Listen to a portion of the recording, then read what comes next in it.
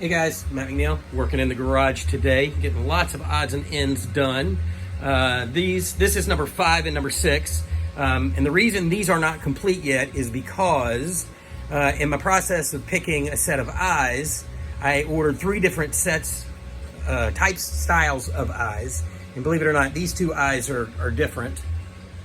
Those have a little bit of green in them, and these have a little bit of brown around the edges. But ultimately, and actually, one of these is a set of wolf eyes, and the other set is a set of lynx eyes. Because if you look at the reference photos of Ed from the movie, his pupils are not really completely round. So I got these thinking that they were going to be a little slittier than this, but they're not as much of a slit as I liked. So I ordered a different set of lynx eyes, and that's what is going to go into the final versions of these. And so I had 4 sets of those, and I needed to order 2 more sets for these guys, because these are the eyes I was auditioning. I'm going to pop these out, put in the really good eyes, and then epoxy all that stuff in and do the finishing work. These 2 guys are not completely finished yet. They need a little sweat and some extra slobber, and obviously to seal the eyeballs in. So there's that. But what I really wanted to say is, in the process of pouring, I guess this is the 16th blank that I've poured, which includes those 6, my master, and then 9 others, or 10 others. What I've learned with these is generally I dwell my masks. So I fill them up to the top, let it set for an hour and a half, drain for 30.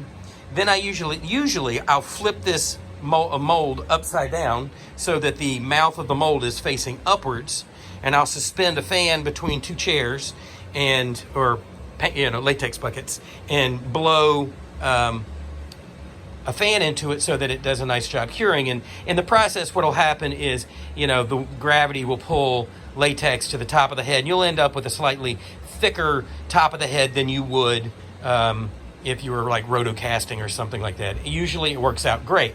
But one of the things I've discovered on these wolves is the best way to do this is to do it with the mouth of the mold facing outwards, with the mold looking upwards, because that nose is so deep. The last thing that you want to do is have latex pool in that nose, because if you get a bunch of latex to pool in that nose, it's going to take a lot of extra time to dry, and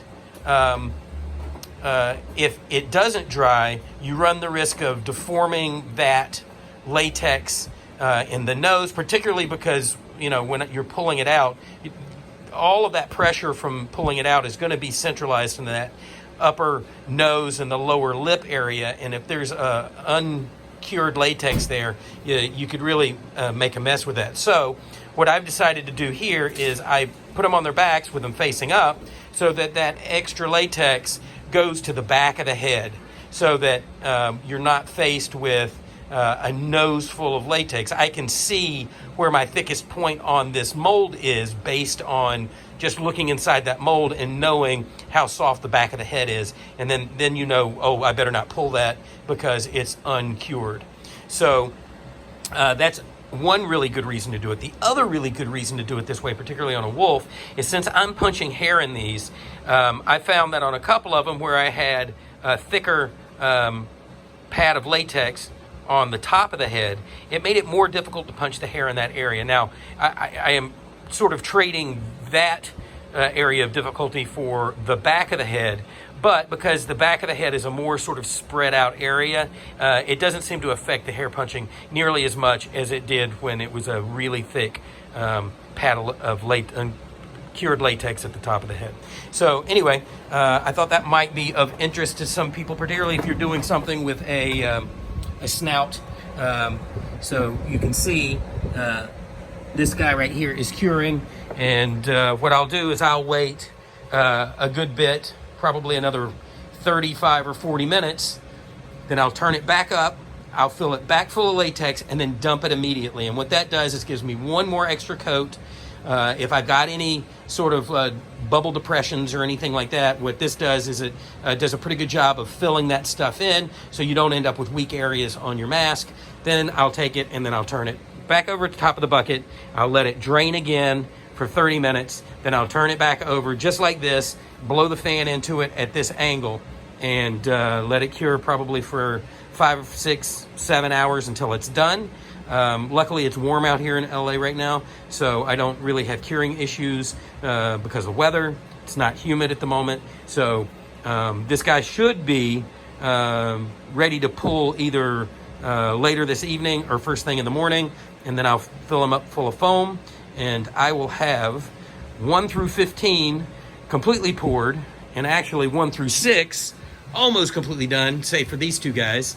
And then we'll be well on our way to starting to base these guys out. So we are making progress. Oh, and the other thing I've done, even though you kind of can't tell, is I did a little bit of a cleanup today. I need now to get all my upper surfaces. I think all of the stuff that you see on the desks now was actually on the floor. So I just need to organize this stuff. But while I was doing this bit of work, I figured it made sense to actually come in here and clean up a little bit, even though it doesn't look like I've cleaned up much at all. But I do have a full trash can, so that's something. There you go. All right, hope everybody's having a good weekend. I'm still at it in the garage working on these evil Ed wolves. Take it easy.